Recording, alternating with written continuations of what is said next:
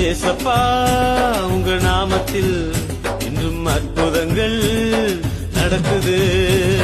பேய்கள் ஓடுது, நோய்கள் தீருது, பாவங்கள் பறந்தோடுது. பேய்கள் ஓடுது, நோய்கள் தீருது, பாவங்கள் பறந்தோடுது.